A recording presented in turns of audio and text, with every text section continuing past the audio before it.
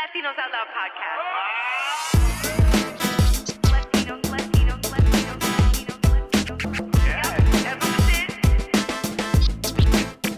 Latinos Out Loud. Yo, from my patty, yo. What's up, LOLeros? Es tu amiguita, tu amiga for life, okay? Eco Parque for life, bro.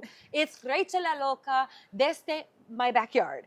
Yeah, a little change of scenery for you guys, right? Not really for me, because I'm out here all the freaking time. This is my oasis, okay? One time it was my oasis, okay? I'm just kidding. No, there's too many like buildings I can see what's going on here. Hey, what's up from the Upper East Side of New York? LOLeros, how you doing today? Good, I'm so glad, chilling. Well, here I am, another episode of Latinos Out Loud, LOL, if you like acronyms the way I do, and boy, do I love shortcuts. It's another episode, and we're coming to you live from my stomping grounds, from my building, or the back of it. This is my little yarda. This is where I come to escape it all, because it doesn't really feel like I'm in New York City right now. Like, this is where my kids play. There's a basketball hoop behind us. There's a trampoline, which, yes, I do get on sometimes when the kids aren't here. It's a lot of fun. You know, just bouncing up and down. Make sure you wear a good sports bra, ladies, if you're going to do that. And my Dominican flag is waving high and proud, which I actually put up a new one after La Tragedia and what happened with Jet Set. I just feel like I'm still with a very heavy heart after what happened a couple of weeks ago at Jet Set, where the nightclub, where the techo, the roof collapsed, and I think the count is up to like 231 que fallecieron. And I'm doing everything in my power that I can to memorialize those people. And every time I think about the tragedy, and guys, I'm sorry to get this off on this kind of note, but like it's on my mind. I just think of everybody's stories and like what they were doing before they went and what they were thinking. And it was just about joy and happiness and like hearing the happiest music on earth, merengue. Anyway, so my flag is flying high, and I'm still thinking about all those people and the families, and my prayers and condolences go out to everyone affected by that tragedy. Okay, now that I've said that, let's spin this a little bit to a more positive note. I have a guest today here who's a dear friend who I had the pleasure of meeting on the red carpet of the New York Latino Film Festival. Shout out to Nylith, which is coming up in a couple of months. Submissions are now closed. I can't wait to see all the films that get selected. Shout out to Calixto Chinchilla. Shout out to Maria Akai. Shout out to everybody putting the work in. Shout out to Dominic Colon, who was in the news yesterday on Deadline. Dominic is now in development for a series with Fat Joe and Kenya Barris. This is such great news. Kenya Barris? Can you say the name? Probably not. But shout out to Dominic, who's in development for this show, The Story of Jose, all about Fat Joe's life. I can't wait to see more. We love to see the elevating of roles, especially in the film and television industry for Latinos. So we're gonna have to get Dominic back on the show at some point. But anyway, back to my guest today. She is also killing the game, okay? Hey, listen, you might hear a helicopter or a plane fly over, okay? We're in New York City, and they may be looking for me because for some reason it's stopping directly on top of me, okay? This is so Goodfellas right now. Stir the pasta sauce, okay? So I met her at the New York Latino Film Festival, and she had one of her films there that was playing, and she was alongside another good friend of mine, Renee Rosado, and the energy, when I met this woman, you know when when you just like you know that somebody's like super special. I knew she was super special. The energy was there, and I just couldn't wait to learn more about her talent. Please put your hands together for my friend, my special guest who is here in my home. She's an actor, she's a writer, and she's a producer, and her name is Sofia Yepes. Hi, girl. Hi. Oh my God, what an introduction.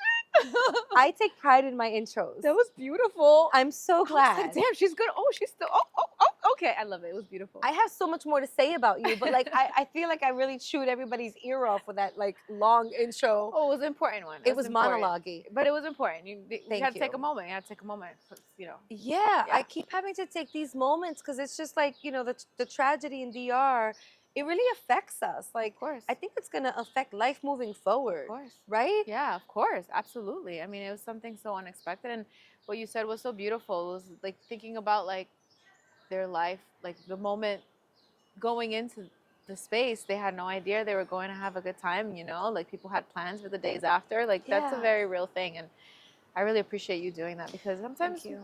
life can go really fast and we forget to have these moments and to be present and to Yeah. have like hold space for the people that are still like Yeah. in their suffering. And or- I know this is gonna sound so generic, but life is so short. Oh yeah.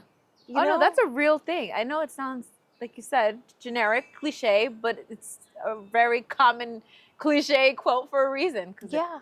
it lands. Yeah. Well, you're certainly living life to its fullest. I'm trying. Yeah, you are. It shows, and you're working so hard, and that also shows. Oh, Congratulations on the Low End Theory. thank you.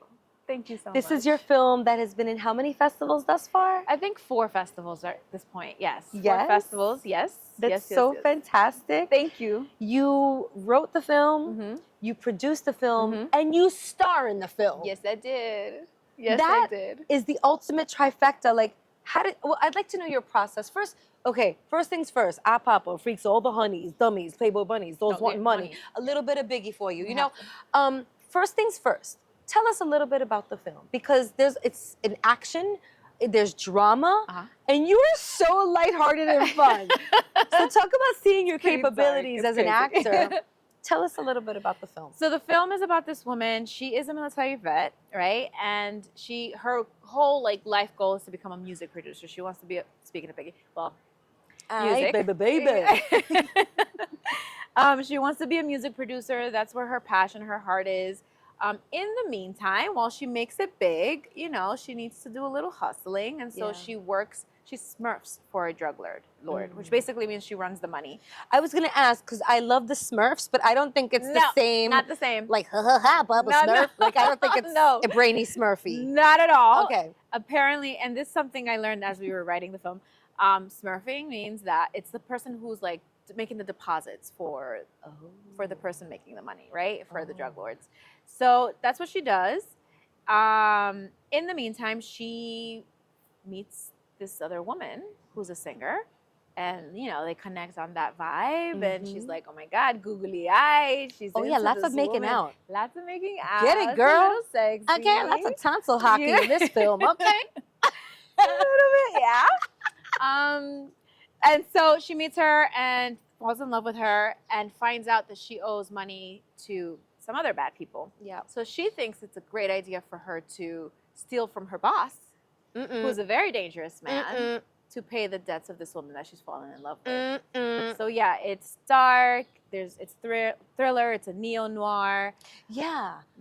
I read that and then I saw it. I'm like, wait, explain your choice for it to be neo-noir. And can you explain, like, I know what film noir is, but explain what neo-noir.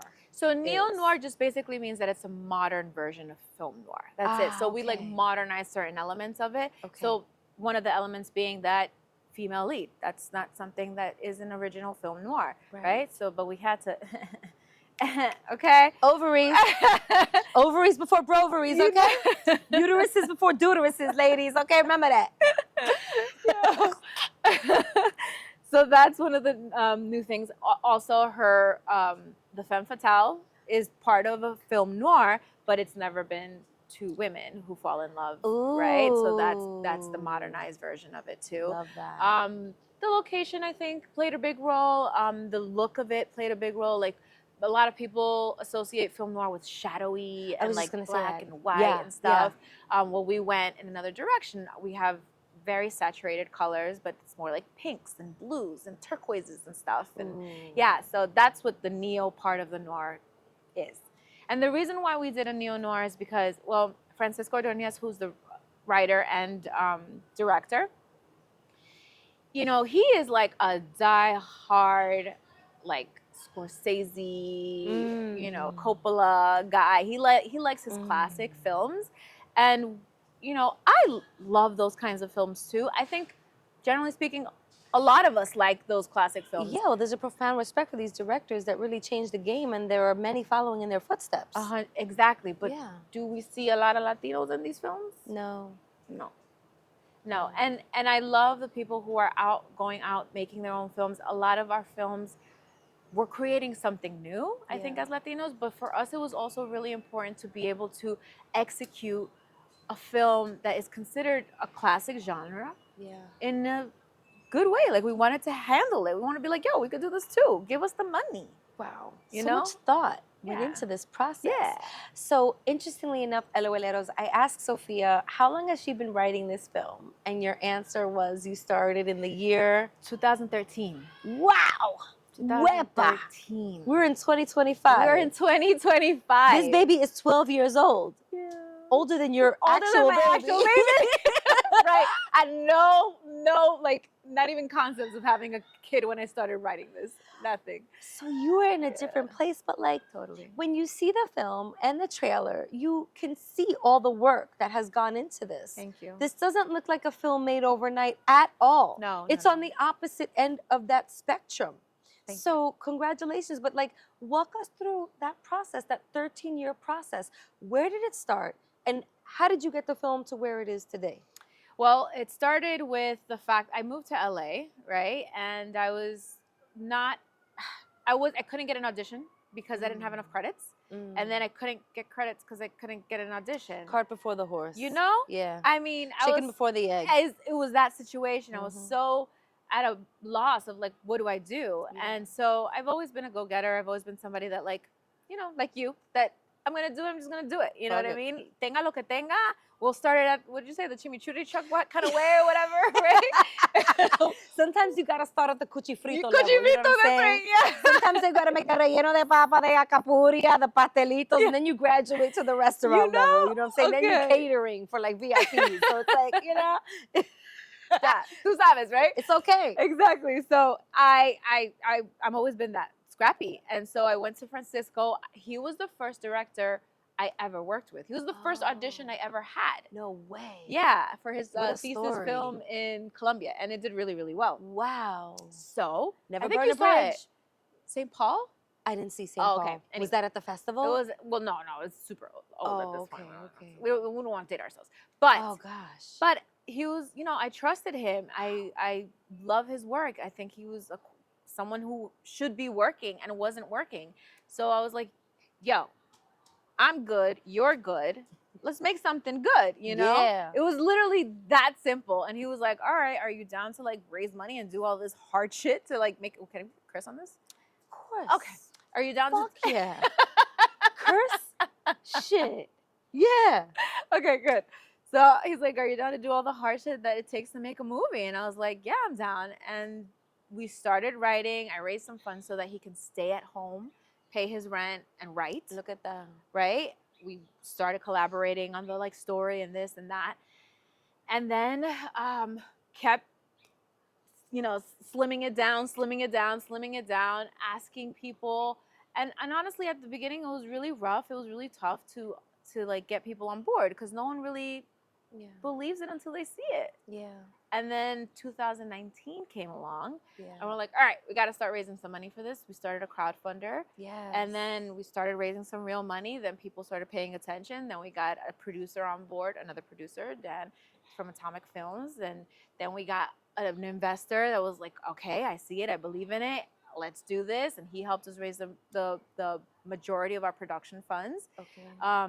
And then we had a few other investors like Isabel and a few other, Eloy, a really good friend that I was just like, Eloy, I need the last 20K. And he's like, oh no, he goes, I need money to finish. He was like, how much do you need? How much do you need? I was like, 20K. He was like, all right, I'll write you a check on Monday. I was like, Where Eloy at? Yo, Eloy. I'm gonna holla at Eloy too. I need some stuff. Yo, everybody needs an Eloy in their life. Eloy, you got any friends? oh my God. Just, it was that moment, like that moment where people just started believing in us. And Oh, that must feel so good. oh, Yeah. girl, I like cried several times. Of course. And once we had the money for production, then it was like casting. We did it. We set it all up. I had a friend, a beautiful, wonderful friend who lived with me when we were writing it. I was like, I don't know what I can pay you. If I can pay you, will you be my AD? In 2013, he said yes. And 2022, when we shot this, he was still a yes. Look at that. You know, it was just, it was a That's awesome. beautiful, beautiful. And what's his name? His name is Matt Martyr. Right.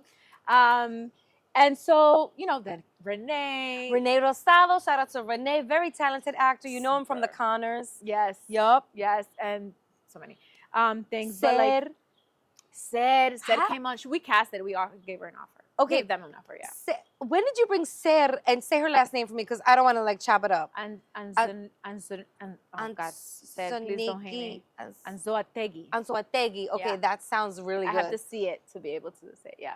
So how did you? Ser is everywhere. Ser is super Oh my talented. God, so Sed took the role of Giselle, honestly, to me, because I would read it and I didn't see it. Like Okay. I would try to work it out with Francisco, and I was like, I don't get, like, this is, Sed took that role and just killed it. Love that. Like, I was like, I don't think I could have seen anybody else in that role. Love that. Just amazing, rocked it. And she was like on a list from our casting directors, like, what about, and I remember Sed from Vida, you know, and I was like, let's hit up Ser. Ser is amazing. I can watch her do anything. Yeah.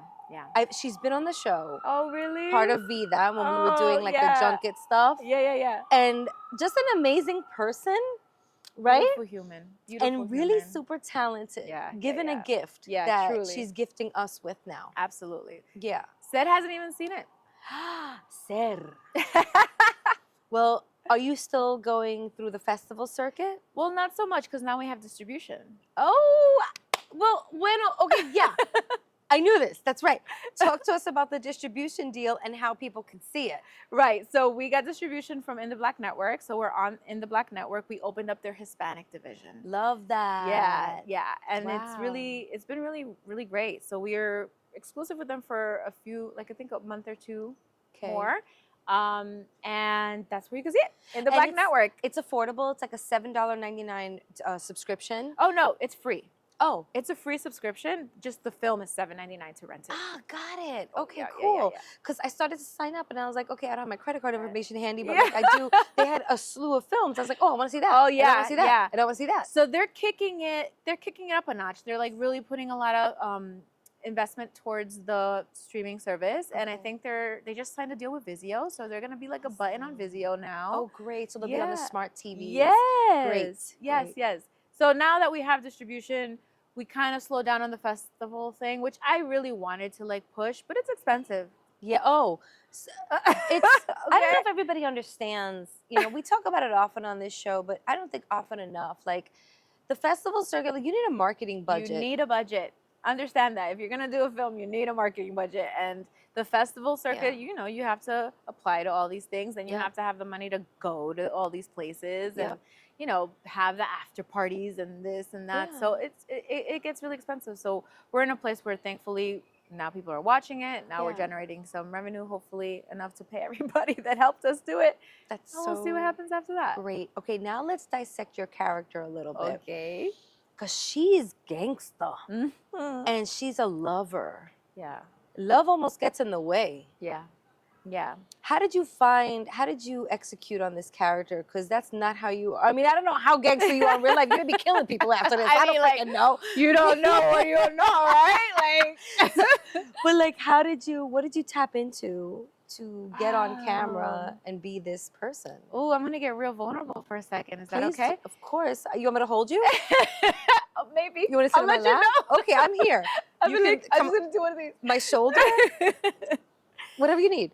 So Raquel Pacheco, that's my character. She was violated while she was serving, and I was sexually assaulted as well. While you were serving? No, I've never served. Oh, I did do some research. I spoke to a lot of people who have been to war, and you know what was like before, during, and after. So I did research as like where your mind would be at. But I have been sexually violated, and that's something. I'm sorry. Thank you. I appreciate that, and I'm okay now. But it was something that I kept to myself for a very, very, very long time. As women often do. We do. And we take a lot of blame, guilt, we take a lot of shame with that. And I think for me, that was something that Raquel battles. She has a really, so her mindset became of like karma. Like she just like gets very into the idea of I wasn't able to do anything at the time, but life will take care of that person, or life is gonna take care of taking care of me type of thing. You know, do good, get good, do bad, get bad. Totally. Right? And I didn't at the time, I didn't report this person. I felt like it was my fault for like this. Now this is Sofia talking. Like when it happened to me, I didn't report it. I didn't know what to do. I felt like it was my fault. Like How all old were those. you? I was in high school. Yeah, yeah, and I know, and like I talked about it on my podcast once with my best friend, and I don't really get to talk about it, but that was something I had to tap in because it is something that once it happens to you, it's really hard to live life without it coloring everything else. All your relationships get turned around, like there's a secret you're all of a sudden hiding from so many people. There's a trust that you lose in people, and a little bit in life, like like Raquel walks around. She had a lot of bad thoughts. She had a lot of sad moments in her life as my backstory as a character where she didn't feel valuable. She didn't feel like she deserved anything. So when she does find this love, where she's already in a relationship. Said plays Giselle, my live-in girlfriend, but it's a relationship out of convenience, right? Not a relationship out of love. So when she finds somebody that, oh my gosh, I can love again. Oh my gosh, somebody loves me for me. Yeah. There's a lot people will do to hold on to that feeling. Yeah. Especially when you're suffering, right? Oh, Mama, I just want to thank you real quick for opening up like that. Thank you for giving me the opportunity. Yeah, this is definitely, I know we're like recording right now and it's just us here, but it is just us here. Yeah, I feel comfortable here Good. sharing it for Good. sure. And I know people are going to listen and watch, and some people are going to say, oh, something like that happened to me too. Sofia opened up about it. Sofia got creative and wrote about it. And maybe that is your conduit. And I think everybody has a conduit. Absolutely. Whether it's like therapy or their boyfriend, their girlfriend, their mom, their dad, whomever. Like, it's so important to like talk about it. Yeah. Do you feel after writing about it that was sort of like therapy? Was it therapeutic for you? So cathartic. Yeah. So cathartic. I had, like I said, I didn't talk about it. I wasn't able to discuss. This wasn't something I talked about. My parents didn't know. Like, very, very difficult for me to like, and I did eventually go to therapy to like work through it. But I'm a creative person. I've always been a creative person. And I do believe that art is cathartic. Like when you're able to work out your things into your craft, it only elevates your craft because you're putting your all into it, right? You're putting your soul, your spirit into it. So it absolutely, I think it's done so much. I've been able to leave a lot of that with Raquel instead of carrying it around with me. You know what I mean? That's lovely. You are really inspiring me. I'm almost ready. Yeah. I'm not ready. Okay. I'm almost ready. Everyone has their own journey. Yeah. Something similar happened to me, and I've got to do something with it. I'm not sure what yet. I am leaning towards it being something creative, because I often use that as my conduit, like with the short film I told you about and my struggles with infertility. Right. I'm almost there. But you are right in that we have this need to hold it in. It's embarrassing, or like we're told like that, just you take that to the tomb. Yeah. Nobody needs needs to know that, but that's you need to let it out, get it out. But at your time, whenever you're ready. And I'm sorry. Yeah. I'm sorry, but I do think it's important that this is so special for me right now because I've had a few interviews. We never got to this part, and they've asked me about my character, but no one's ever asked me what did I tap into to get into Raquel. I'm sorry, but not sorry. No, I appreciate it. I think it's something super important to talk about, especially entre mujeres. Yeah. Like Yeah. I had a blessing of my roommate in college who she ended up being a therapist, but she was the first person I ever confided in and the only person for a very long time. But as women, like, I love that we're starting to like be there for each other and hold each other and like get on each other's laps when we need it. You know what I mean? Come on. Yeah. I will cradle you right now. I believe believe it. I will sing you a lullaby. I believe it. And you have a really beautiful voice too. You think so? I do. Did you hear that, babe? Someone appreciates my singing. Thank you so much. That I'm still absorbing everything right now because I guess that's one of the beauties of filmmaking that I really appreciate is that we go to the theater, we see the film. There are so many more dimensions and layers. Think about the process that went into creating this film. Think about the characters. Think about Raquel.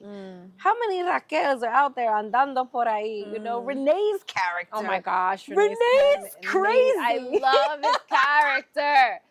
He kills it. Tell us about, okay, let's talk about Renee real quick. Renee, Wait. you gotta come on the show, Renee. I will. I'm going to say that, but I want to say one thing because you wanted to say that you had mentioned that I was a badass. Because I tapped into that, I remember, and I've had oftentimes the feeling of wanting to find this person, and you know what I mean? And just like, and of course, I'm not going to do that. I don't even remember what his face looks like. You know what I mean? But that's where the badassery came from Raquel. Like, it's all that rage that I've held on to all these years. So when you see her, that's what you're seeing. You're seeing her like let that shit out. You know what I mean? That's also the beauty of acting as well. You know, like, it's cathartic. You find the one thing that brings you to where you need to go. Yeah. There was a one-woman show that I did that was part of this festival called the One Festival.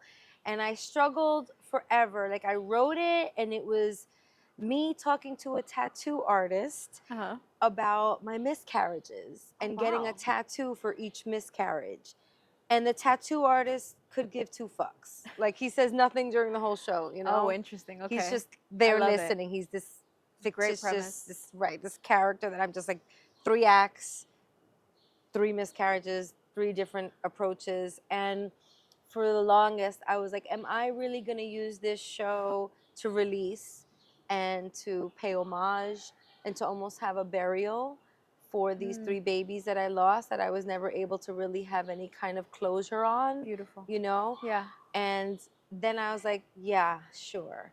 It's going to tear me apart, which it really did. I almost thank God that this festival took place during the pandemic because it was in a black box theater and nobody could come. So it was recorded. Wow. So it was just me, the crew. I had 2 friends with me. So I was able to like go there because I didn't have this pressure of a live audience. Yeah.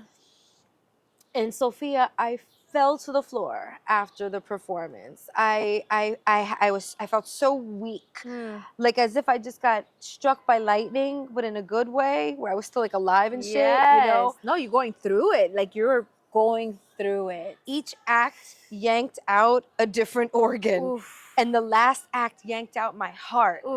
And like the act held my heart in its hand, like, oh, you want your heart, biatch? Come and get it. Oh my God. And then I was just like, God, I hate this so much. Yeah. That's so on point. It's like, oh, why? And then it's also like, thank you, right? Yeah, I was so thankful because I was able to get it out. Yes. And I do, you know, and I have some tattoos that commemorate some of the losses. But thank God for the performing arts. Like, absolutely. Thank God. Absolutely. For those of us that use it for this release and to put the like bow on things. Absolutely. And I could tell that's what you did with this film. And I love that you wrote, produced, and acted in it because like you're so much closer to it than just being cast for, you know. And then there's no offense to anybody who's just being cast for films, but like this is your baby. It's my baby. It's my baby. I'm very proud of you. Thank you. Okay, so there's a lot more to talk about, but we have to wrap pretty soon. Okay, now I have a question for you. What do you want the viewer to take away after they see this film? Oh, that's a good question. Any messages or like advice or? I mean, I think the film's about consequence, right? And I think it's, you know, it's some maybe cliche, or I think I'm this kind of person. I am a kind of person where it's like, just think before you do something. Like, just take a minute. Is this really what you want? You know?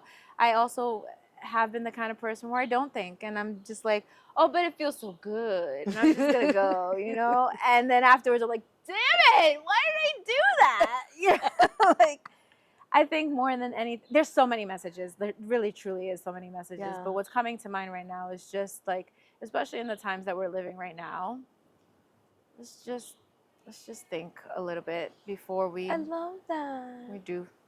Yeah. Think more intent. Yeah, intention. Let's Mm-hmm. be a little more intentional about what we're doing, right? That's such a great message. Yay! Yeah, On yo. the spot too. No, just kidding. No, you deep, son. Snaps to that. That's like flavor in your ear right there.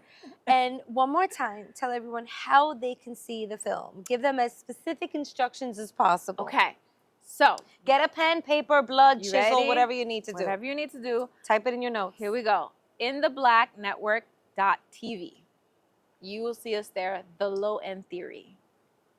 Which is also one of my favorite Tribe Called Quest albums, by the way. Have people said that to you? Oh my God, so many people. And I know it was like rocking as like the writing was going on. Oh, I love that. Legit, yeah. Yeah, yo. Yeah. That's like that scenario. Here we go, yo. Yeah, Here we go, yo. So what's the scenario? Amazing. And yo, Bo knows this word, What? and Bo knows that word, What? but Bo don't know Jack, because Loca can rap. Okay. Yeah, you ain't ready. That's so great. And please also tell people where they can follow you on the socials. I'm at Sofia with an F, J, Yepes, Yepes, anywhere. One last question. Yo. What's next? Ooh, a Western. A Western? Yo, what? Yeah. This is so like Beyonce right now. Like, I'm Beyonce. yo, you're totally Beyonce it? Like, Yeah. cowboy hat? Like, Yeah. Western? Like, there ain't Western. enough room in this town for the both of us. When have you seen a fucking Western female lead a Western? Nunca. Okay then. Yo creo que nunca. Okay, I'm pretty sure that's my thing. I want to do genres that you just don't see. I love your brain. Thank you. I'm kind of obsessed Yes. with your brain. Same here, baby. What? Yeah, well, that's it. I'm developing a Western with a friend of mine. We've got a really interesting story. It's gonna be different. It's not gonna be your typical Western, but it's gonna be a motherfucking Western. Oh my God, I can't wait. Say what now? yeah. Psh, psh. Boom, boom. Wow, horses? Horses, the whole fucking nine. Oh my God. Yeah. That's so like equestrian and shit. I've been loving. I mean, if I can have an excuse to learn how to ride a horse, like legit, I'm gonna take it. So this is my reason. I'm obsessed with your brain. Okay, guys, follow Sofia. You heard it here. Like, I don't know what else to tell you. I mean, the proof is in the pudding right now, in the Yepes pudding. I like that. Thank you so much for watching another episode of Latinos Out Loud. Thank you to Sofia for Thank coming you. here while you're in town, making time for little old me, coming to my casita. We're going to tear up this charcuterie board right now. Thank you to Eddie behind the scenes, as always, my love. You. Thank you to everyone out there and everyone who has a dream, whether you're a filmmaker or not, and who has a conduit, or maybe you're looking for your conduit. You can do it. Okay, you see what I did there with Yeah. the conduit, and you Can. can do it. Look for it, find it, and then follow it, and then write stuff down and share your thoughts. And this episode really got me thinking. You really tapped into some emotions that haven't been tapped into. Oh. Yeah, and some memories that I guess I need to like do something with. Anyway, the pressure's on, but it's a good pressure. Good one. You guys, please follow me at Rachel La Loca, RACHEL La Loca. You can follow the show at We Are Latinos Out Loud. Yay! My neighbors are cheering for me. Wepa! And go to the website. It's wearelatinosOutloud.co. We're also on the tube of you.